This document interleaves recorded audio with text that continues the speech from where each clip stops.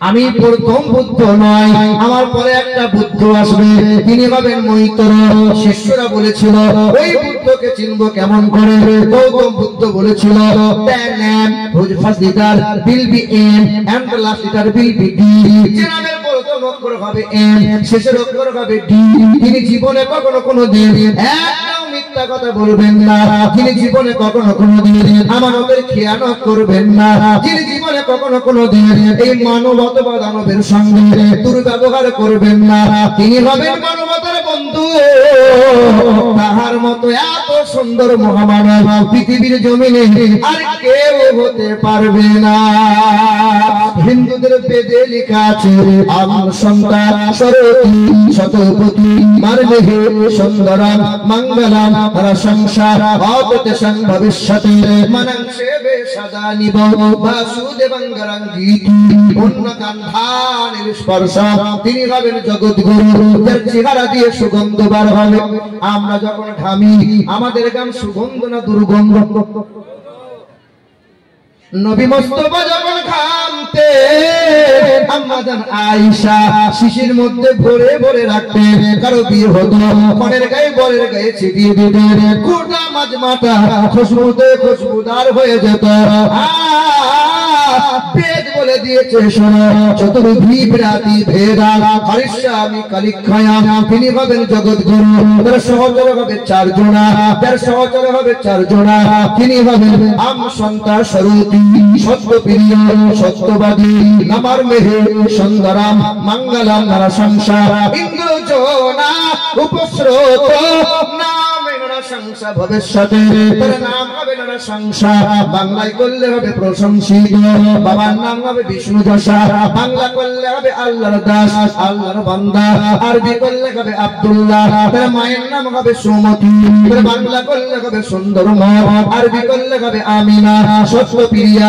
তার বাবার নাম হবে হযরতে আব্দুল্লাহ রাদিয়াল্লাহু তাআলা আনহু, তার মায়ের নাম হবে আমিনা রাদিয়াল্লাহু তাআলা আনহা। তার দাদার নাম হবে আব্দুল মুত্তালিব, তার দাদির নাম হবে নাতিজা বিনতে কাব্বাব ব্রাকেটে ফাতেমা। নানার নাম হবে আব্দুল ওয়াহাব জুহরি, তার নানির নাম হবে বারিরা, তার দুধ বাবার নাম হবে হারিস, তার দুধ মায়ের নাম হবে হালিমা, তার দুধ ভাইয়ের নাম হবে আব্দুল্লাহ, তার পিতার নাম হবে আব্দুল্লাহ। তিনি হবেন মক্কার মতি, মদিনার জ্যোতি। তাহার মতো এত সুন্দর মহামানব পৃথিবীর জমিনে আর মিলবে না।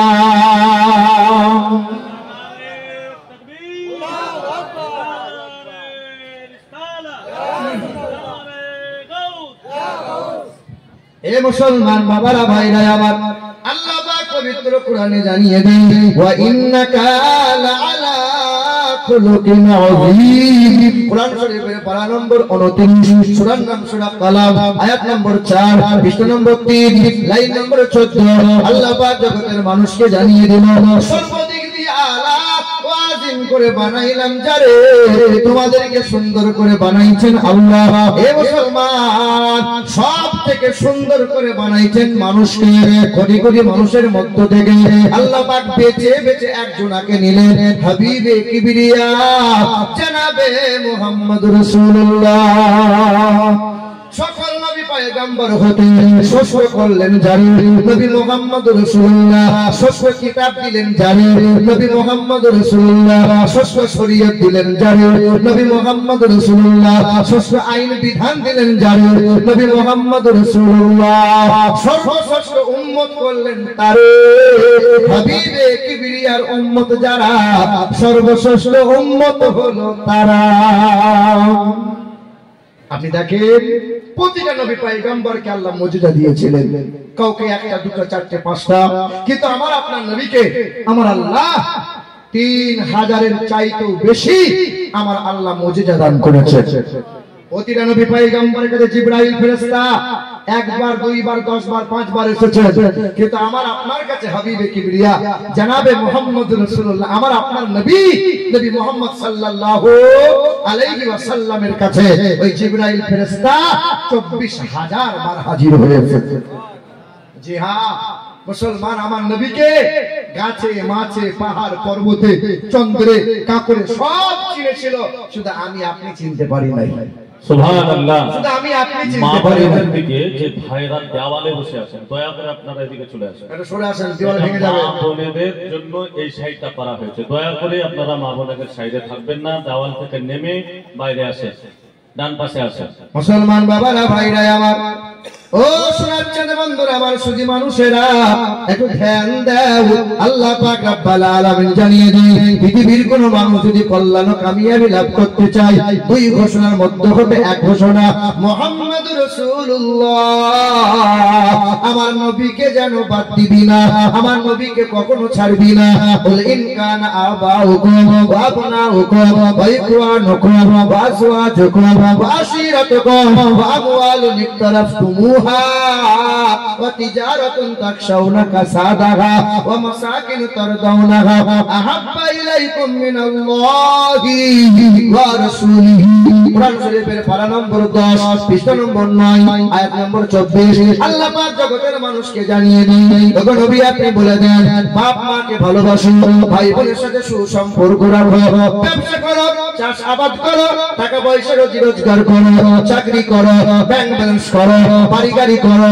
আমি আল্লাহ কোনোটাই নিষেধ করি নাই।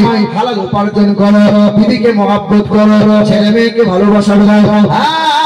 আহাব্বা ইলাইকুম মিনাল্লাহি ওয়া রাসূলিহি। কখনো বিবির মায়ায় পড়ে গিয়ে টাকা পয়সা রুজি রোজগার করতে গিয়ে আমার নবীকে যেন ভুলে যাবি না। যখনই টাকা টাকা করতে গিয়ে বিবির মায়ায় পড়ে গিয়ে আমার হাবিবকে ভুলে যাবি, সব জায়গাতে লাঞ্ছিত হবি।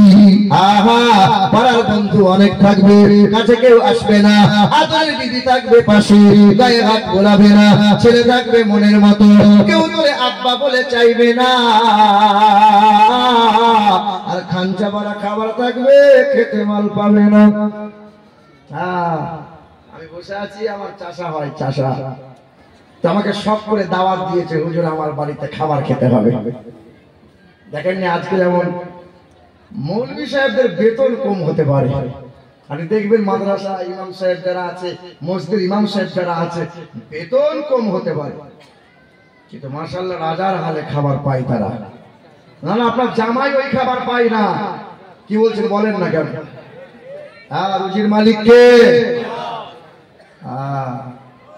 মা মারিয়ামকে যখন বন্দী করে দিয়েছিল জাকারিয়া নবী আলাইহিস সালাতু ওয়াস সালাম, জাকারিয়া নবী যখন বন্দী করে দিলেন, তালা মেরে দিয়েছিলেন, কয়েকদিন পরে যখন তালা করে দেখছেন ঘরে আঙুর, বেদানা, নাশপাতি, জিজ্ঞাসা করছে কে তোরে দেয় রে? এই রং বেরঙের অসময়ের খাবার গুলো কে তোরে খাওয়াই? কুল্লামা দাখালা আলাইহা জাকারিয়াল মিহরাব ক্বালা ইয়া মারইয়াম আন্না লাকি হাযা ক্বালাত হুয়া মিন ইনদিল্লাহ, হুয়া মিন ইনদিল্লাহ। আমার আল্লাহ খাওয়ায়, আল্লাহ আল্লাহ। এ মুসলমান, আমার আল্লাহ খাওয়ায়।